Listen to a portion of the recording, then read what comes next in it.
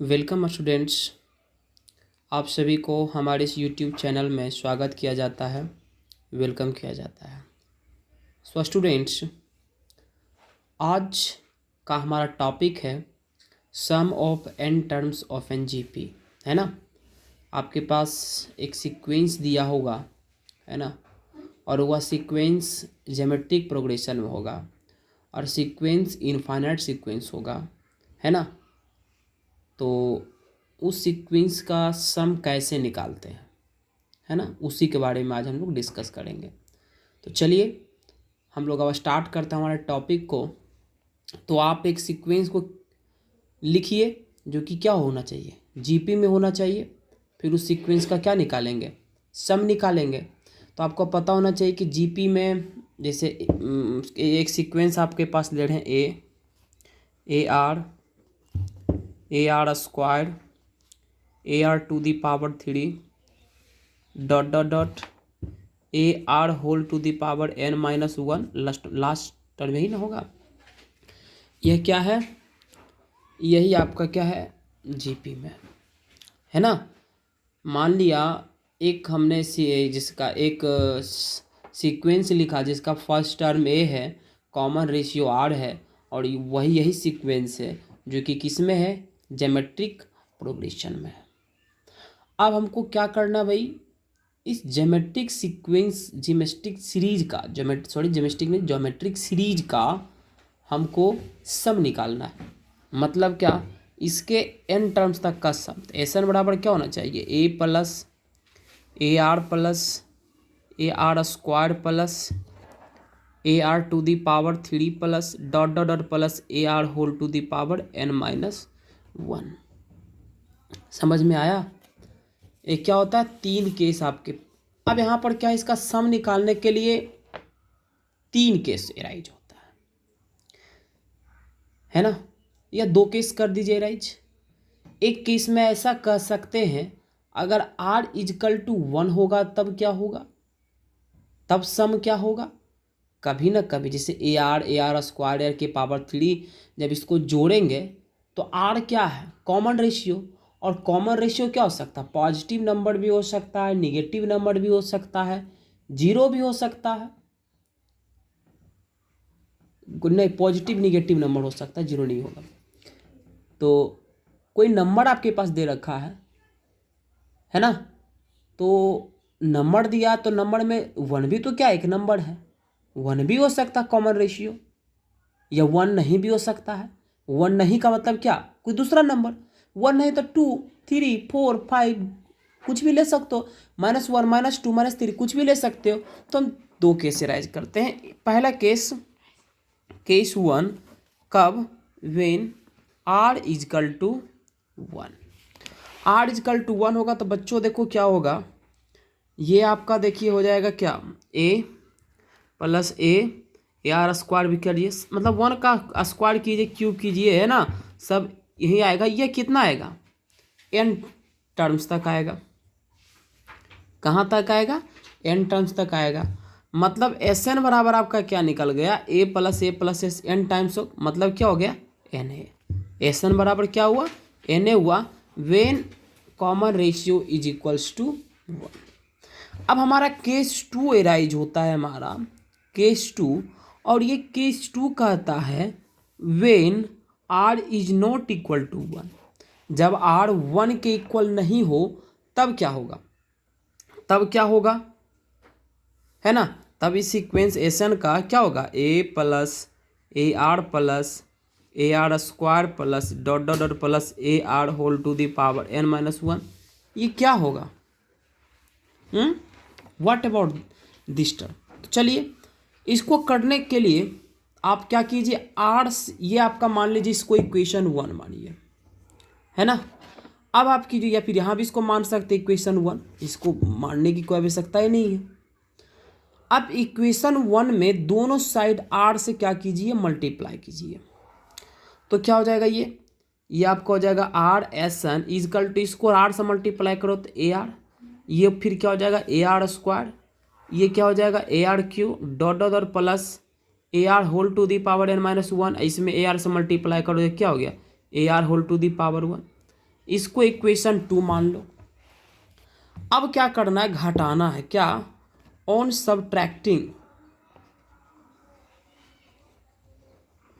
Subtracting to from 1, दो में से एक को घटाइए तो क्या बचेगा आपके पास? देखिए यहाँ पर हो जाएगा SN माइनस RSN, है ना, और ये वाला टर्म है ना, और ये वाला टर्म को दोनों को घटाइए। मैं डायरेक्ट रिजल्ट को ही लिख दे रहा हूँ, इसको कीजिएगा तो हो जाएगा 1 माइनस RSN, है ना, इक्वल टू हो जाएगा ये A minus AR whole to the power n। आपके पास ये रिजल्ट आएगा A minus AR whole to the power n। इस सबका term AR to the power whole n minus 1 और इसका AR to the power n। एक कॉमन निकाल लीजिए, क्या बचता है? 1 माइनस R के पावर n, है ना। तो SN बराबर आपका क्या निकल जाएगा? A इंटू 1 माइनस R के power n upon 1 minus R बचेगा। ये कब था? यही हो गया सम ऑफ n टर्म्स इक्वल, जब R इज इक्वल्स टू 1 नहीं है, उस केस में ये था। अब R इज इक्वल टू 1 नहीं है तो क्या हो सकता है? दो तरह की बातें हो सकती है। अब R जो होगा ग्रेटर देन 1 हो सकता है या R होगा लेस देन 1 हो सकता है। तो ग्रेटर देन अगर 1 होता है तो यही रिजल्ट वैल्यू हो जाएगा, यही रिजल्ट वैलिड होगा, है ना। ग्रेटर देन 1 केस में SN बराबर क्या हो जाएगा? A इंटू 1 माइनस R के power n upon 1 minus R। ये कब केस? ये value sum of n terms R greater than 1 पर। और जब लेस देन 1 होता है तब क्या होगा? लेस देन 1 पर आपका यस रिजल्ट होने वाला है, क्या होगा कि यह साइन पलट जाता है, मतलब A इंटू, है ना, R के power n minus 1 upon 1 minus R minus 1, है ना। ये लिखते हैं सम ऑफ n टर्म्स होगा कब? When R less than 1, R एक से छोटा होगा। क्यों लिखे भाई? क्योंकि वह भी रिजल्ट सही हो सकता है, वहां पर भी क्या sir A into 1 minus R के power n upon 1 minus R करेंगे तो गलत है होगा, क्योंकि निगेटिव लीजिएगा ना भाई, तो दोनों को अगर इंटरचेंज कर देंगे तो ये क्या हो जाएगा? रिजल्ट आपका पॉजिटिव में आपको देगा। दैट इज वाई हम इसको हम यहाँ पर लिखे हैं। समझ में आया? चलिए इसके ऊपर हम एक एग्जाम्पल करते हैं। जैसे आपको 8 टर्म का सम निकालना है और जीपी में देखिए ये दिया गया 3, 6, 12, 24 और इसके 8 लगातार टर्म का सम निकालना है। कैसे निकालिएगा? तो यहाँ A इजकल टू क्या है? 3। जैसे यहाँ पर क्या है, जैसे सॉरी थोड़ा सा इसमें और आइए, A SN बराबर A इंटू R के power n minus 1 upon R minus 1 आया। A क्या है? First term. R क्या है? Common ratio. N क्या है? N है कि nth टर्म, जितना टर्म का सम निकालने के कहता है वही है। तो यहाँ बताइए, इस एग्जाम्पल जब ये सोल्व कर रहे हैं तो बाबू यहाँ बताओ कि फर्स्ट टर्म क्या है? फर्स्ट टर्म आपका 3 है, कॉमन रेशियो क्या हो जाएगा? 6 अपॉन 3 दैट इज 2 आपका आ गया, आया ना। उसके बाद से फिर n क्या है आपका? n इजकल टू 8 है। Now you have to find out the value of S eight. S eight is equal to क्या? a इंटू, है ना, 1 माइनस R के पावर n, सॉरी R क्या है?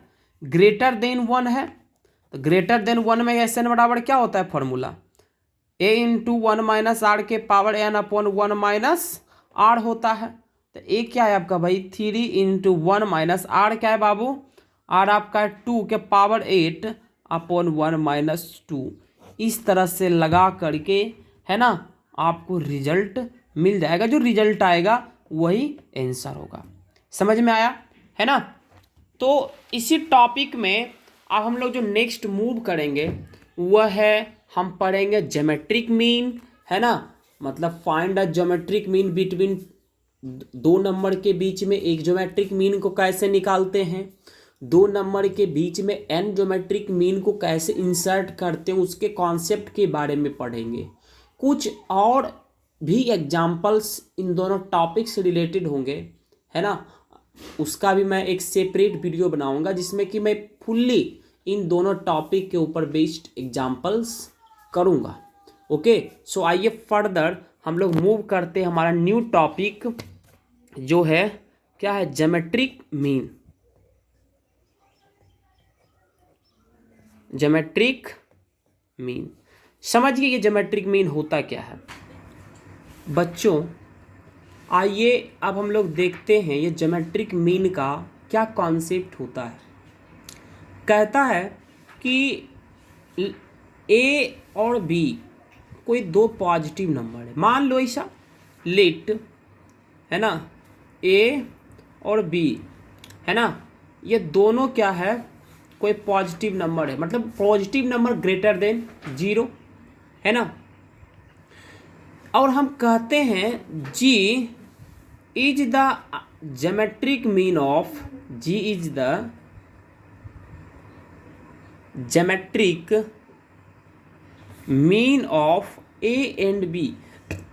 ए और बी, जो जी जो है यह ज्योमेट्रिक मीन है किसके बीच में, ए और बी का ज्योमेट्रिक मीन है ना, between A and B, geometric mean between A and B, है ना। अगर यह तभी जी ए और बी का ज्योमेट्रिक मीन होगा अगर A G B are in G P, है ना। अगर ए जी बी अगर यह जी पी में रहता है तभी हम लोग जी को ज्योमेट्रिक मीन कहेंगे। किसके किसके बीच, ए और बी के बीच में जी को हम लोग ज्योमेट्रिक मीन कहेंगे। अब तो वही कह दिया A G B are in G P. A G B in G P में कब होगा, जब A G B in G P that is by G by equal to B by G equal होना चाहिए। क्रॉस मल्टीप्लीकेशन कर दीजिए भैया, तो क्या जाएगा, G into G equal to A into B, मतलब G square equal to A B, और जी इजकल टू क्या, under root of A B. मतलब ज्योमेट्रिक मीन निकालने का आपके पास फॉर्मूला क्या हो गया, under root of A B, where A and B are two positive number, है ना। उसी पर क्वेश्चन दे देगा कि find the geometric mean between 6 and 24। 6 और 24 के बीच में आप ज्योमेट्रिक मीन निकालिए तो क्या हो जाएगा, अंडर रूट क्या, ए क्या है 6 इंटू 24, है ना। अप्लाई कीजिएगा, ज्योमेट्रिक मीन निकल जाएगा, क्या हो जाएगा 24 चक 44 से 144 इसका 12, मतलब 12 is the geometric mean between 6 and 24, है ना। अब तो भाई हो गया ये एक बात कि आपको एक ज्योमेट्रिक मीन निकालना था, तब तो हुई ये बातें। अब होगा कि एक से अधिक ज्योमेट्रिक मीन निकालना, तो कैसे निकालेंगे, दो नंबर के बीच में एक ज्योमेट्रिक मीन निकालना है तो हम सीखे फॉर्मूला की G equal to under root of A B कर देंगे भाई, हमारा एक ज्योमेट्रिक मीन दो पॉजिटिव नंबर्स के बीच में इंसर्ट हो जाएगा। लेकिन आप एक से अधिक की अगर बात करें, है ना, तो क्या होगा, तो नेक्स्ट टॉपिक होगा, हेडिंग डालिए, है ना, insert N geometric mean between A and B, insert N geometric mean between A and B. देखिए यही आपका G1 G2 G3 dot dot dot dot GN B, मान लीजिए ऐसा लेट, यही मानना है आपको, बी एन ज्योमेट्रिक मीन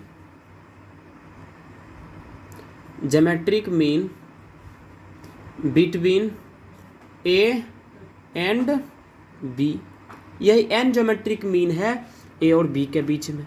इसके बीच में मतलब ए G1 G2 G3 dot dot dot GN और B यह किस में रहना चाहिए, R इन GP, यह GP में रहना चाहिए, होगा ना। अब जब ये GP में है तो आप बताइए कि how many terms in the given sequence, कितने इस सीक्वेंस में कितने टर्म्स हैं। तो देखिए G1 G2 G3 dot dot dot GN n terms तो यही है, और एक ए और एक बी, मतलब total number of terms this GP contain that is n+2, है ना। मतलब इस टोटल टर्म कितना हो गया, टोटल टर्म जो हो गया वो हो गया n+2, है ना। हुआ ना जी, कोई दिक्कत नहीं ना।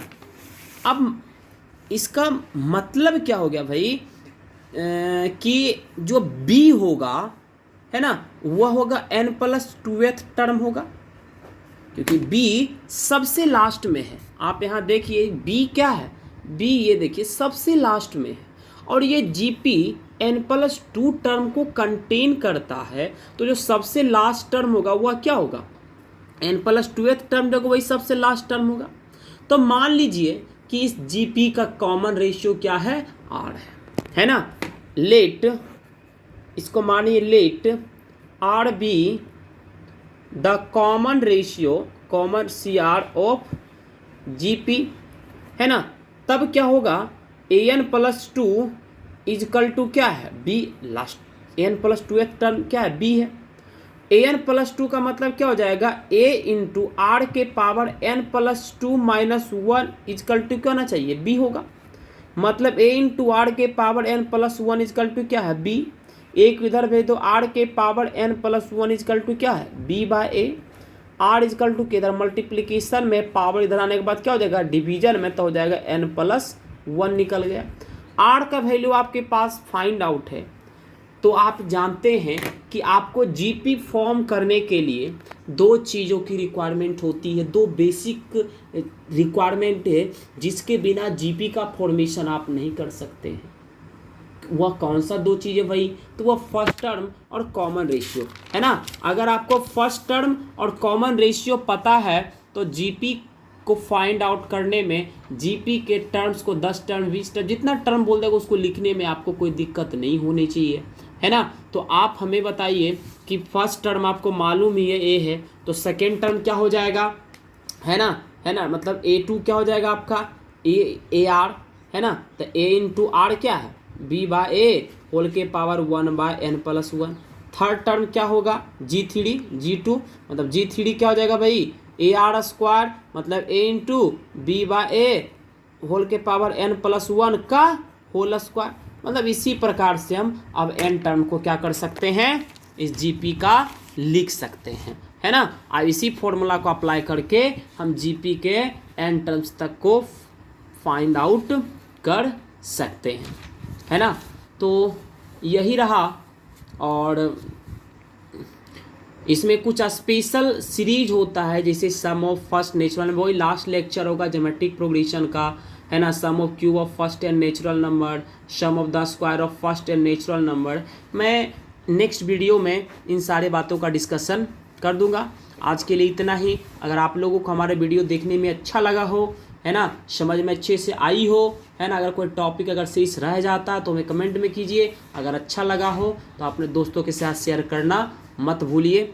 धन्यवाद।